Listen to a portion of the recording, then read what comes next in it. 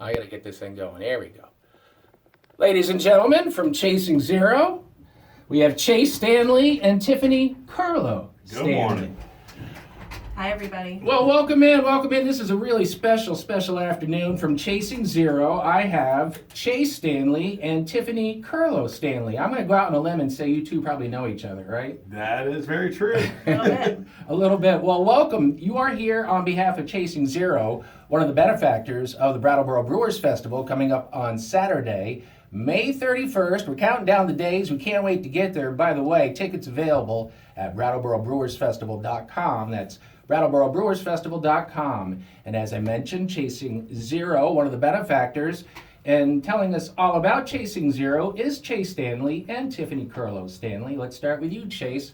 How'd this come about? Get right on that microphone so we can hear that big bassy voice of yours. Absolutely. This came about through basically a need for myself and a need for the veteran and first responder community as a whole. As a military veteran and a former police officer, when I left the field, I kind of felt a gap in my life. Like I still had that duty to serve in me, that need to serve the community. So I went out and decided I was going to take a 22-mile walk because on average 22 veterans a day commit suicide. So I took that number and I went out for a walk and we started raising money, and that's just kind of the foundation of Chasing Zero. We started doing that, and now we hold various fundraisers throughout the year, look for other nonprofits that are doing great things within that veteran and first responder community, and we donate the money to them to try to just better the efforts towards keeping our heroes mentally and physically well. Now, Tiffany, when he first did this, did you have any idea what was going on inside his mind in terms of why he was walking and what was going on?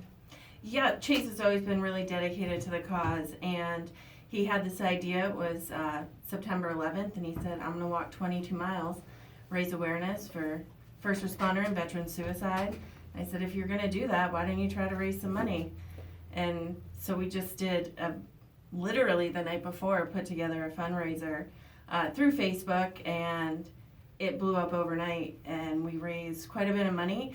I think that first year was $6,500? $8,500. So after that, we started to get more organized and said this could really be something. We found some smaller organizations that could really use the funds, and every year Chase does a lot of incredible research into organizations and the ones that can really benefit from the money we raise. He does the walking, and I do the behind the scenes stuff. I join for a couple of miles, but he really does the bulk of it, and I'm very proud.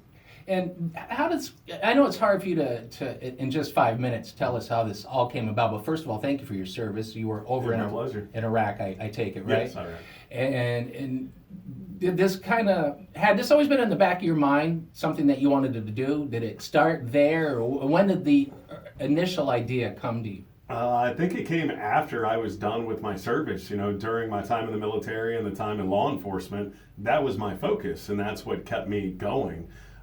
So much to the point where, I hit that burnout and I hit that fatigue, and I basically lost my ability to handle the stress of the job anymore, which was extremely unfortunate. I had a very good career going on with the Brattleboro Police Department, and, I kind of watched it go away because I didn't take care of myself the way that I should. And that's the realization I came to after I got out, was there's probably a lot of other people who are just ignoring the signs and pushing through, just staying in the fight, and they could probably use a little bit more help I wish I got earlier in my career, because I'd probably still be a police officer right now. Now, you had the idea, and you felt like you needed to get some help, correct? Mm-hmm. Correct. And that doesn't always happen to veterans because men or women, there's a lot of pride involved. Absolutely. And is there a stigma attached to reaching out? Like, hey, I need some help. I'm in a bad, dark place.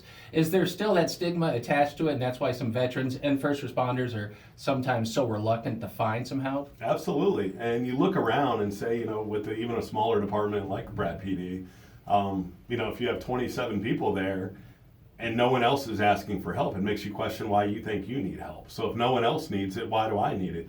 But chances are there is other people there that need help, and just no one's saying it. So it's a matter of someone standing up saying, hey, I need that help, and then being able to find a quality resource that's out there. And that's a lot of what Chasing Zero about, is finding these different organizations that are doing great work in this field, promoting them, highlighting them, and help fund them so they can continue to do the good jobs that they're already doing. Tiffany, did you have any idea, because when you're in a marriage, you're in a relationship, you know what the other person is thinking, right? Or at least you try to understand and be show some empathy. Did you know that your husband was going through this? I noticed probably the last 6 months, not so much that to the, how in depth it was, but some mood changes, nothing crazy.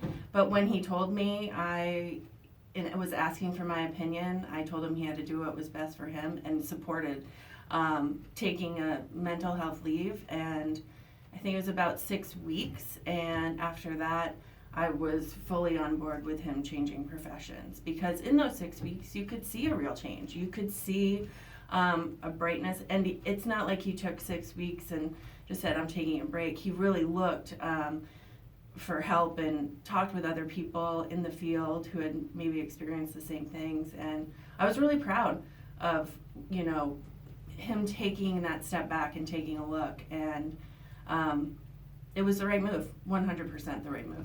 You include first responders in this, Chase. How did and which is a great gesture to include them within the organization and your efforts.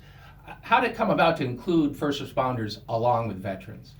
Because I worked with them on a day-to-day basis. I trained at the police academy. I work here with, Pratt Fire, and we worked with rescue, emergency dispatch, which goes overlooked a lot of times. They get the worst phone calls you're ever going to get to come across, and they're on the other side of it, not out there seeing what's going on. So you see it from a lot of different angles, and people are going through the stress of the job. It's impossible not to. So for me to disclude them, from this would have been, an injustice to them. There's so many of them out there that do need a little bit of help. And if someone can look at someone like me that had a promising career, I was a supervisor, I led a lot of different departments. For me to stand up and say, I just threw it all away. I don't want you to throw it away like I did. Hopefully it motivates some people and gives them a little bit more confidence to stand up and say, I need help. Just taking that first step. It's a great, great story. Chasing Zero 22 is the website, right? Chasing022.com? Correct. Chasing022.com to learn more. And if people want to get involved, is there an avenue on that website for them to kind of inquire and to reach out and touch base with you folks? There's a contact right on there. They can contact me through our email address, which is chasing022@gmail.com. And there's other outlets on there, absolutely. So today, what can we create awareness in regards to? What is your effort today? Is there something going on? Are you reaching out to organizations in the area? Is there something that we can help you promote as of today? We've got quite a few things. So we generally do our 22-mile walk in September. So we're looking at September 13 right now. We have a Salute to Service game set up for September 12th. We'll be at the Brattleboro football game, which is going to be absolutely amazing. We have a few other events out of state too, but mainly the big one right now, we're very fortunate that, we've been selected to be the benefactor of the Brewfest this year on May 31st.